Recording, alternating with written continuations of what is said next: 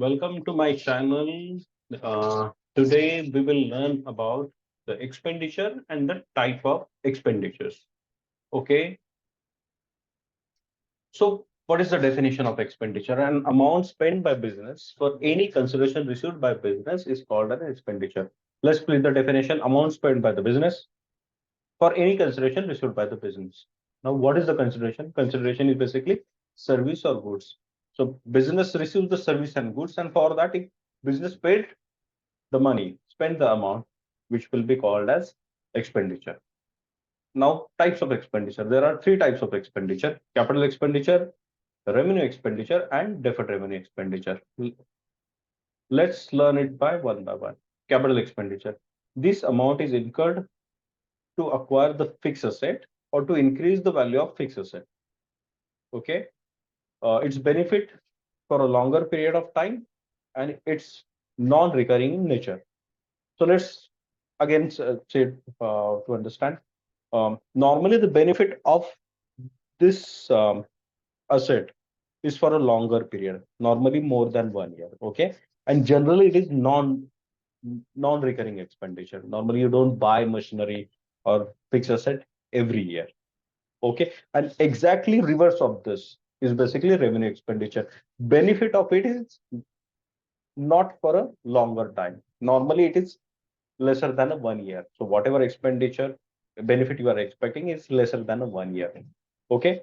So what are the examples of capital expenditure? Basically, purchase of machinery, extension of building, purchase of computer. For our day-to-day life, we can see the capital expenditure as buying of flat. We don't buy the flat every year, right? Buying of car. Do we buy car every year? No. Buying of furniture. Uh, we don't do it regularly, right? Major furniture. We do it normally for a span of, normally we don't do it regularly. So these are the capital expenditure, benefit of which we expect more than a year's time or a longer period. And it's also given, they have also mentioned to increase the value of the fixed asset. Here, the example is extension of building. So you are increasing the value of that fixed asset for the additional benefit. Then let's say the revenue expenditure. Revenue expenditure is an expenditure for which no future benefit is expected. I would say longer time benefit you don't expect. You expect the benefit for a shorter time, right? But having immediate or short term benefit, maybe having immediate or short term benefit may be less than 1 year. When the benefit is for shorter time, you call it revenue expenditure. When the benefit is more than a 1 year or longer time, you call it capital expenditure. It does not increase the profit earning capacity of an organization. That is why we say the benefit is lesser than 1 year. These are normal day-to-day operating expenses of a business organization and appears on the debit side of P&L. Okay, debit side of trading account of P&L. Debit side of P&L or trading account is basically an expenditure. Okay, debit side, P&L has two sides. One is debit, second is credit. Debit side is basically all expenses you book under debit side, all incomes you books under credit side. Okay, so debit is expenses. So like rent paid. Let's take an example. The rent paid for the month of May. Okay, the benefit of it will be only for the month of May only. For June, you have to pay the rent again, right? Salary. The salary paid for the month of May, the benefit is only to the extent of May. Next month, we have to pay the new salary. Okay, so there are many expenditure which you can mention here. So this is, and now let's see the last one, the deferred revenue expenditure. An expenditure which is basically revenue in nature, but the benefit of which is not exhausted within 1 year is called as a deferred revenue expenditure. Such expenditure is written over numbers of years. Such return of amount is shown on the debit side of P&L. Again, debit side of P&L is basically expense. Okay, an unwritten amount is shown on the asset side of the balance sheet. So whatever remaining part is shown as an asset. What are the example? Heavy expenditure on advertising. heavy legal expenses.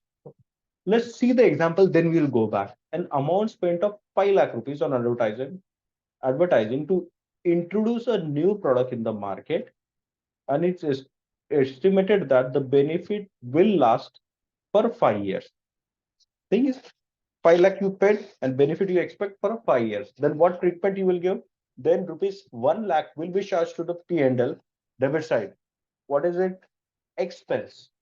You are treating 1 lakh rupees as an expenses in the P&L. Okay, the balance amount shown on the asset side of the balance sheet. That means you are saying that still 4 lakh asset is there, which will give me a benefit in the future. Okay. So the main thing is that here they specifically mention that the nature is basically revenue, like an advertisement. See, a small or a normal advertisement, you can charge it to the P&L. You don't expect to. In that case, when you will charge it to the P&L, you expect the benefit of this, like brochures, the distribution of brochures. You expect the benefit maybe 1 or 2 months. Okay, but I'll tell you some advertisement of my childhood. Still, I remember Bajaj Auto advertisement. Still, I remember, and that creates the brand of that company, of that product in the mind, and that brand value carried throughout the years. Okay, in that case, the company don't charge those expenses in the P&L in that year. Instead, like this example, they spread it over years.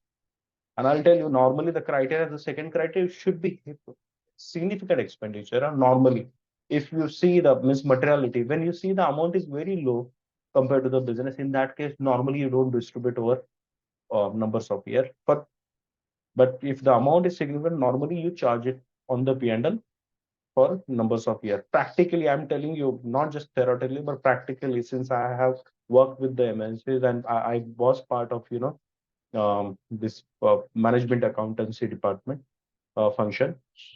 So that case, when you see this heavy expenditure and you expect the benefit to be received in the future as well, in that case, you charge it over the year. The second example is heavy legal expenses. Just imagine when you start a company, you have to pay you have to pay registration charges to many authorities like income tax, the company's registration, right? In that case, the expenditure are heavy and you expect the benefit not for that year, but you expect the benefit throughout the life or maybe for a longer span, right?